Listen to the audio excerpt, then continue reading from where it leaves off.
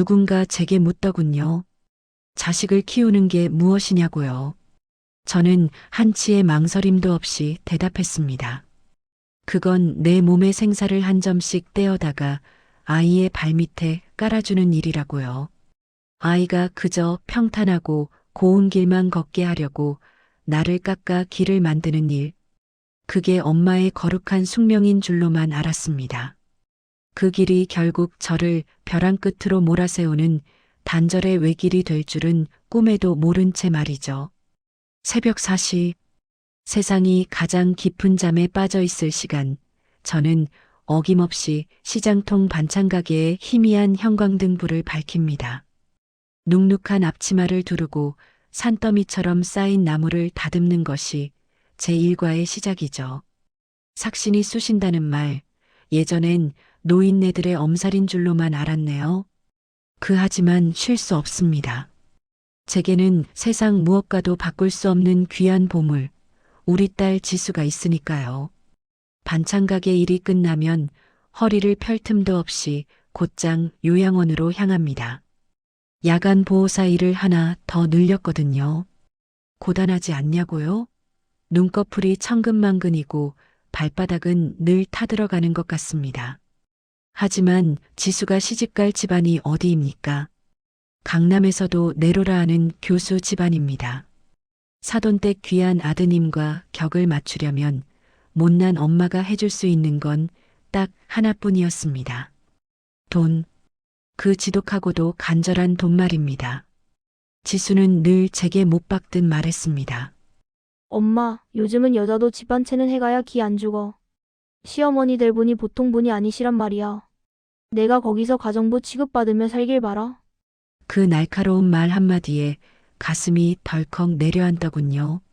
내 딸이 시댁 가서 기죽고 살까봐, 무시당할까봐 잠이 오지 않았습니다. 저는 평생을 먹지도 입지도 않고 모은 적금을 깨고 평생의 터전인 가게를 담보로 대출까지 받았습니다. 지수의 이름으로 된 신축 빌라 잔금을 모두 치르던 날, 제 통장 잔고는 영원이 되었지만 마음만은 세상 누구보다 부자가 된 것 같았네요. 그런 저의 진심이 처음으로 무참히 부정당한 건 상견례 자리였습니다. 지수의 시어머니가 될 권명숙 여사는 첫눈에도 서슬이 펄한 사람이었죠. 그녀는 제 거친 손을 오물이라도 보는 양 뚫어지게 쳐다보더니 비단 손수건으로 입가를 닦으며 이렇게 말하더군요. 사돈은 참 부지런히 사셨나 봐요.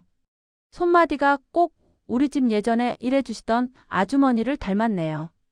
그 순간 옆에 앉은 지수의 얼굴이 사색이 되는 걸 보았습니다. 저는 애써 떨리는 마음을 감추며 웃으며 대답했죠. 아유, 자식 키우는 엄마들 손이 다 이렇죠, 뭐. 지수 예쁘게 키우느라 훈장 달았다고 생각합니다.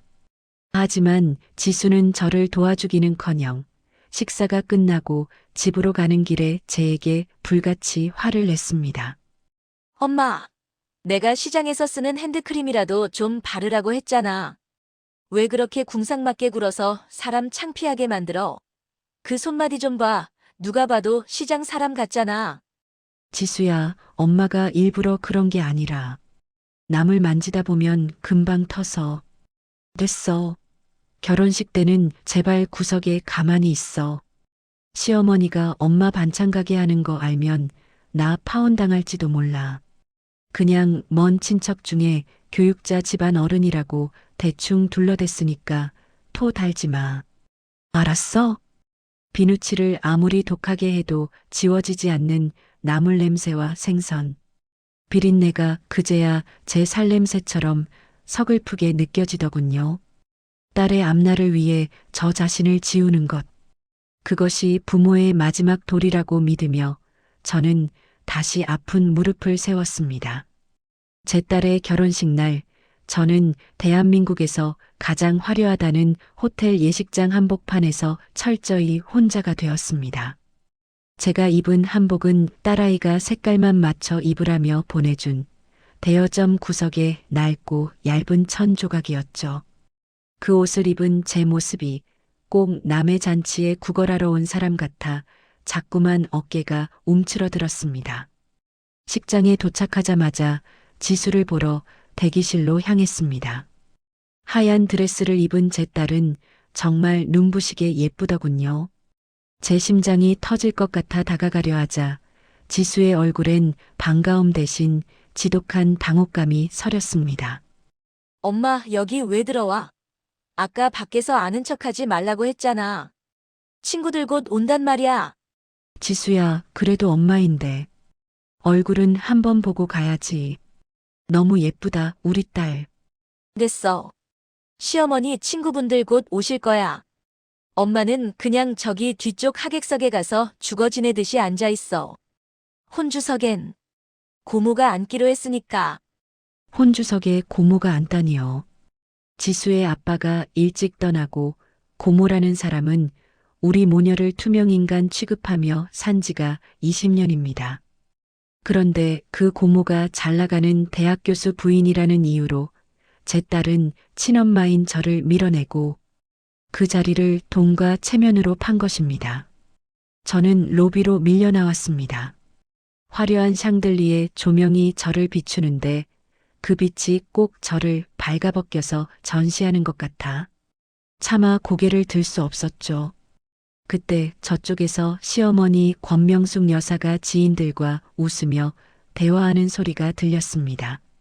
명숙이 너 며느리 집안이 교육자 집안이라며? 사돈댁은 어디 계셔? 어머 말도 마. 사돈은 지금 몸이 안 좋으셔서 안쪽 요양처에 계시고 저기 앉아있는 분이 대신 오신 교수 부인이야. 우리 지수 집안이 워낙 뼈대가 있잖니. 권 여사는 지수의 고모를 가리키며 으스댔습니다. 그리고 제 곁을 지나칠 때 저를 한번 쓱 훑어보더니 친구들에게 들으라는 듯 덧붙이더군요.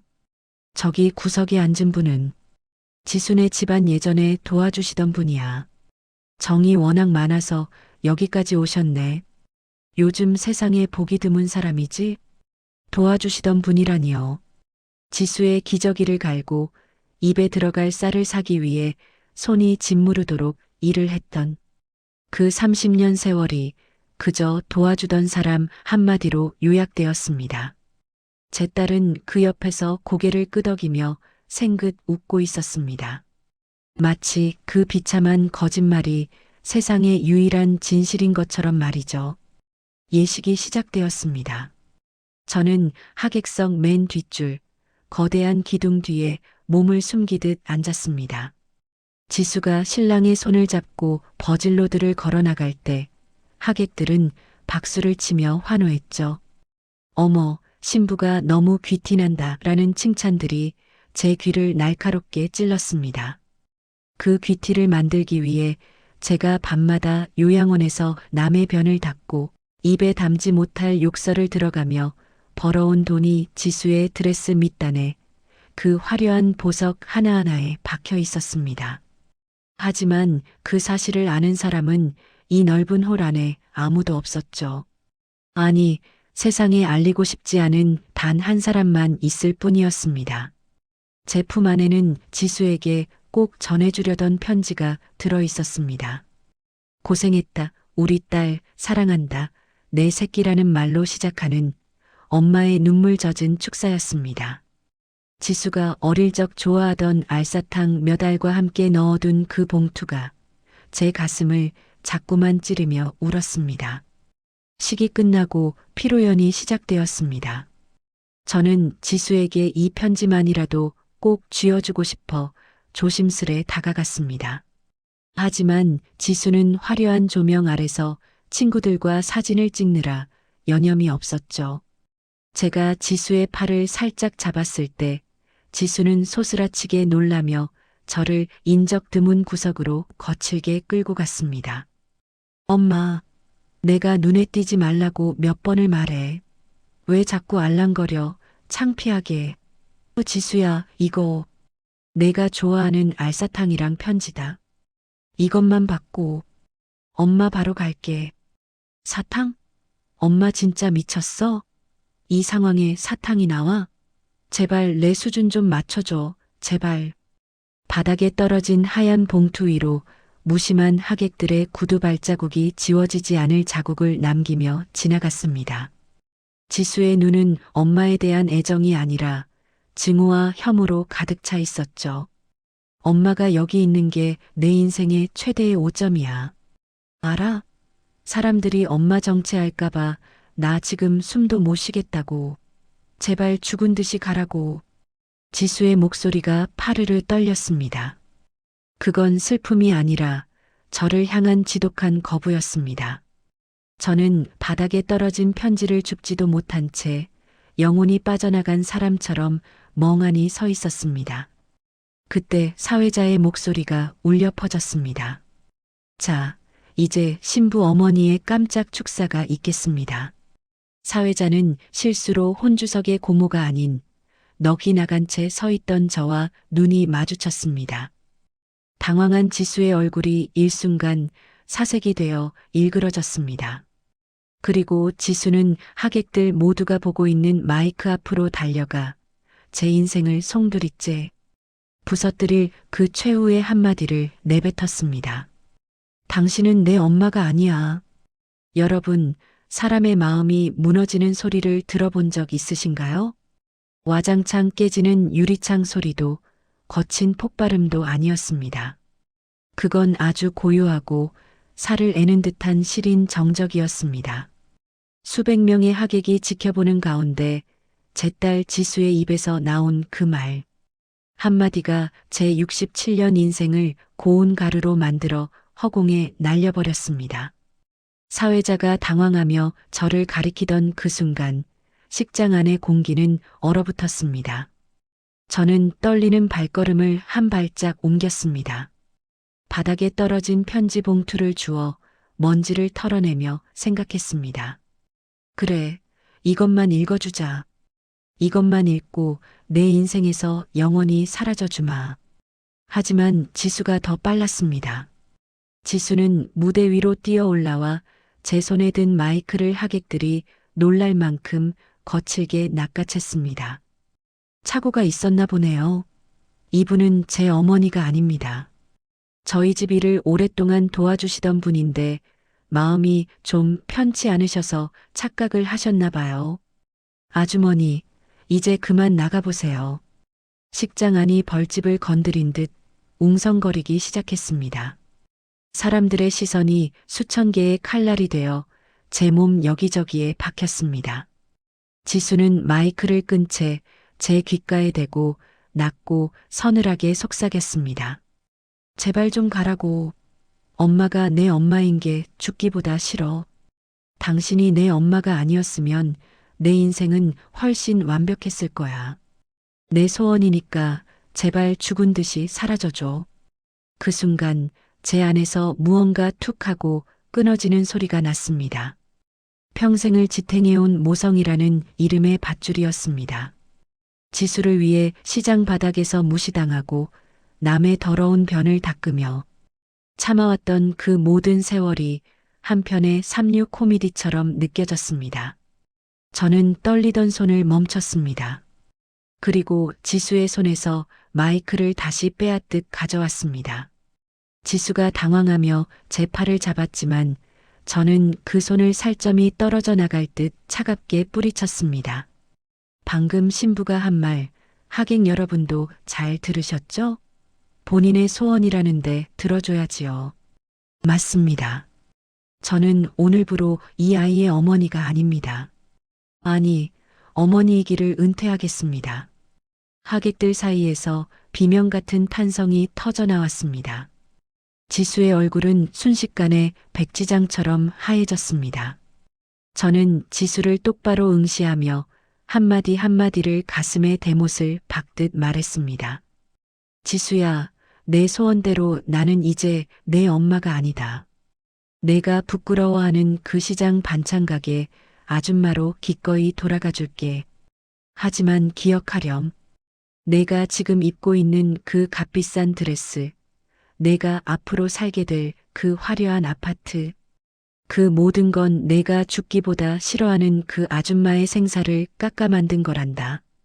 저는 찢어진 편지 봉투와 흙이 묻은 알사탕 몇 알을 지수의 눈부신 구두 발밑에 떨어뜨렸습니다. 사돈, 이게 무슨 망신이에요? 권 여사가 달려와 제 앞을 가로막았습니다. 저는 권 여사의 눈을 피하지 않고 똑똑히 말했습니다. 망신은 이제부터 시작일 겁니다. 사돈댁. 제가 지수에게 보증 서줬던 그 모든 것들, 오늘부로 전부 걷어들릴 거거든요. 남의 뼈를 깎아 만든 가짜 성에 사시느라 고생 많으셨습니다. 식장을 빠져나오는 제 등 뒤로 지수의 비명 같은 외침이 들렸습니다. 호텔 밖으로 나오자 차가운 밤 공기가 폐부 깊숙이 들어왔습니다. 평생 지고 있던 거대한 바위 덩어리를 내려놓은 것 같은 기묘한 해방감이 밀려왔습니다. 저는 가장 먼저 부동산 중개인에게 전화를 걸었습니다. 지수 이름으로 계약한 아파트 잔금, 제가 입금 안 하기로 했습니다. 보증인 자격도 지금 당장 철회할 거니까 취소 절차 밟아주세요. 그 다음은 예물가전 매장이었습니다.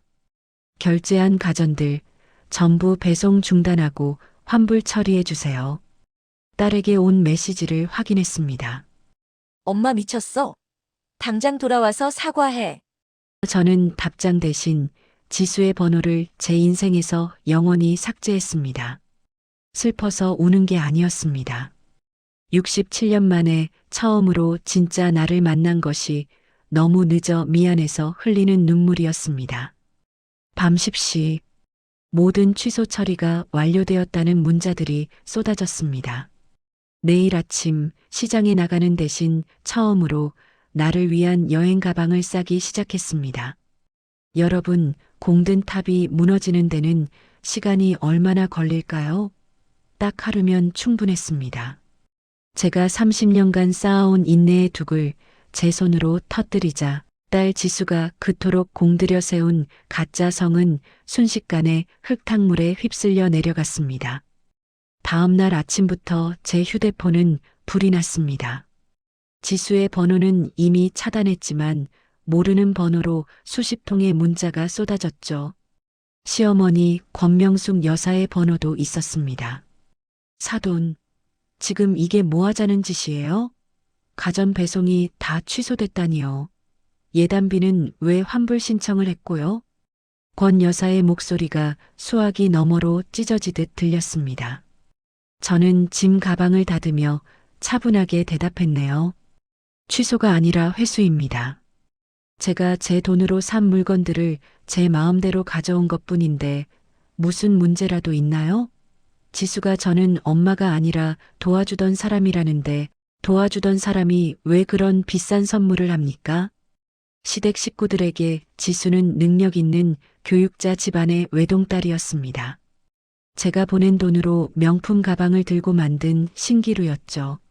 하지만 그 모든 우아함의 원천인 제 지갑이 닫히자 지수의 정체는 금세 사기 결혼을 한 거짓말쟁이로 변해버렸습니다. 집 밖으로 나오자 지수가 미친 듯이 달려왔습니다. 신혼여행도 못 가고 공항에서 발길을 돌린 모양이더군요. 엄마, 미쳤어. 진짜 미쳤어. 아파트 잔금 안 치르면 나보고 어떡하라고. 시댁에서 난리 났단 말이야. 어떡하긴. 내 소원대로 엄마 없는 사람처럼 당당하게 살아야지. 말이 돼? 시어머니가 나보고 사기 결혼이래. 당장 이혼시키겠대. 엄마가 서명한 보증서들 다 어디 갔어? 저는 지수의 떨리는 손을 차갑게 뿌리쳤습니다. 예전 같으면 저 눈물을 닦아주려 제 가슴이 먼저 미어졌겠지만 신기하게도 아무런 감정이 느껴지지 않았습니다. 지수야, 내가 어제 하객들 앞에서 그랬지? 내가 내 인생의 최대 5점이라고. 그 5점이 깨끗이 지워졌으니 이제 내 인생은 완벽해졌겠구나. 축하한다. 엄마 제발. 한 번만 살려줘. 나 진짜 길거리로 나앉게 생겼어. 시어머니가 나 사람 취급도 안 해. 아니, 너는 길거리로 나앉는 게 아니라 원래 내가 있어야 할 자리로 돌아가는 거야. 시장 반찬 가게 딸, 그게 너의 진짜 모습이었으니까. 가짜 인생은 여기서 끝이다. 지수는 길바닥에 주저앉아 통곡했습니다. 하지만 저는 그 통곡이 저에 대한 미안함이 아니라 사라진 돈에 대한 상실감이라는 것을 잘 알고 있었습니다. 저는 시장으로 향했습니다. 30년 넘게 제 젊음과 영혼을 다 바쳤던 곳. 저는 임대라고 적힌 커다란 종이를 가게 셔터 앞에 붙였습니다. 가게 안엔 지수의 어린 시절 사진이 곳곳에 붙어 있었습니다. 나물 냄새 배는 게 싫다며 엄마를 멀리하던 중학생 지수. 대학 합격 소식에 기뻐하며 엄마 품에 잠시 안기던 지수. 그 기억들은 이제 빛바랜 사진처럼 제 마음에서 깨끗이 지워냈습니다. 짐 정리를 마치고 나오는데 권 여사의 협박 문자가 도착했습니다. 지수가 약속했던 노후 자금 보증 서류를 들먹였지만 저는 코웃음을 쳤습니다. 그 서류 또한 제가 이미 철회했거든요. 사다리가 부러진 뒤에야 딸은 알게 되었을 겁니다. 그 사다리가 사실은 엄마의 굽은 등이었다는 것을요. 밟고 올라설 때는 견고해 보였겠지만 그 등이 스스로 펴지는 순간 자신은 바닥으로 추락할 수밖에 없다는 것을 지수는 너무 늦게 깨달았습니다. 이제 제 손에는 작은 배낭 하나만 남았습니다. 그동안 자식이라는 밑빠진 독에 붙던 정성을 이제는 오롯이 저를 위해 써볼 작정입니다. 저는 터미널로 향했습니다. 어디로 갈지는 정하지 않았습니다. 67년 만에 처음으로 누구의 엄마도 아닌 박영순으로 떠나는 독립기념 여행이었습니다. 떠나기 직전 대합실 TV 뉴스에서 지수가 일하던 회사 로비의 소동이 흘러나왔습니다. 가짜 이력이 들통나며 벌어지는 최후의 몰락. 모든 것을 잃고 밑바닥으로 떨어진 딸의 마지막 절규를 뒤로하고 저는 버스에 올라탔습니다. 이제야 비로소 내가 보이기 시작했습니다. 여러분, 나로 산다는 건 어떤 기분일까요?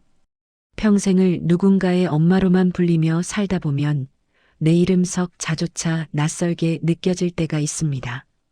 저는 67세가 되어서야 비로소 그 낯선 이름을 다시 마주하게 되었습니다. 딸 지수를 위해 살았던 박영순이 아니라 그저 세상에 단 하나뿐인 사람, 박영순으로 말이죠. 이곳 남해의 작은 마을엔 비릿하지만 정겨운 바다 냄새가 가득합니다. 저는 이곳에서 일주일째 머물고 있습니다.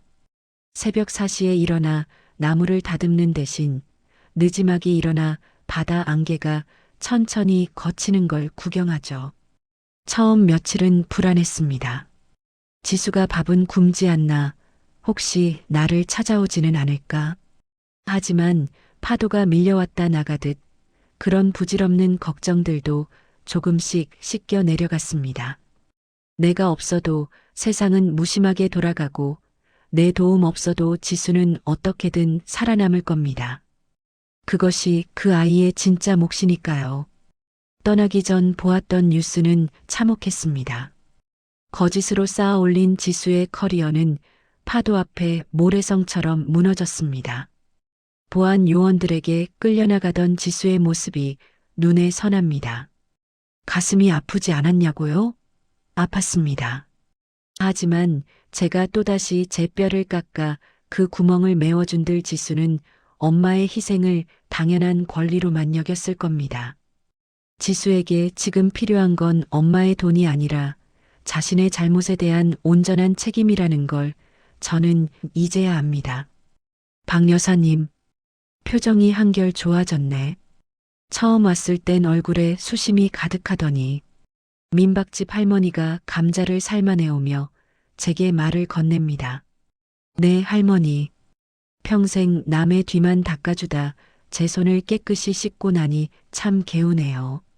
할머니는 허허 웃으며 제 거친 손을 두 손으로 감싸 쥐어주셨습니다. 손마디 굵은 게 훈장이지 뭐. 살아보니 내 마음 농사 잘 짓는 게 제일이더라고. 자식은 결국 남이야. 지수가 시댁 식구들 앞에서 부끄러워했던 이 손. 하지만 이 손은 정직했습니다. 거짓을 말하지 않았고 오로지 사랑하는 사람을 위해 묵묵히 제 할 일을 다했을 뿐이죠. 저는 이제 이 손으로 오직 나만을 위한 음식을 만들고 나를 위한 일기를 쓰려 합니다. 지수에게서 장문의 메시지가 왔습니다. 엄마, 아파트 계약도 취소됐고 시댁에선 이혼 서류 보냈어. 오늘 혼자 편의점 도시락 먹다가 엄마가 해주던 나물 반찬이 생각나서 한참을 울었어. 엄마 미안해. 내가 정말 잘못했어. 엄마 없으면 나 아무것도 아니라는 걸 이제야 알았어. 저는 잠시 멈춰서서 노을을 바라보며 메시지를 읽었지만 답장을 하지는 않았습니다. 대신 바다를 향해 아주 작게 음조렸습니다. 지수야, 내가 흘리는 눈물이 진심 어린 후회라면 엄마는 그것만으로도 기쁘다. 하지만 나는 당분간 너를 보지 않을 거야. 내가 엄마라는 지팡이 없이도 내 두 다리로 똑바로 걸을 수 있을 때, 그때 다시 만나자. 복수가 목적이 아니었습니다. 딸이 진짜 어른이 되길 바라는 마음, 내가 진짜 박영순이 되길 바라는 마음뿐입니다. 67년. 참 먼 길을 돌아왔습니다. 엄마라는 이름 뒤에 숨어 유령처럼 살던 제가 이제야 비로소 세상 밖으로 당당하게 걸어 나옵니다. 저는 내일 이곳을 떠나 또 다른 곳으로 향할 겁니다. 어디든 상관없습니다. 제 발길이 닿는 모든 곳이 곧 제 인생의 새로운 무대가 될 테니까요. 혹시 여러분 중에도 자식을 위해 자신을 지우며 살고 계신 분이 있나요? 그렇다면 한 번쯤은 스스로에게 물어보세요. 내 이름은 무엇인지 말입니다. 엄마라는 이름의 은퇴식. 그것은 결코 슬픈 일이 아닙니다. 가장 찬란한 제2의 인생을 선포하는 개막식입니다. 여러분의 그 거친 손을 더 이상 부끄러워하지 마세요. 그 손이 당신을 따뜻하게 보듬어줄 차례입니다.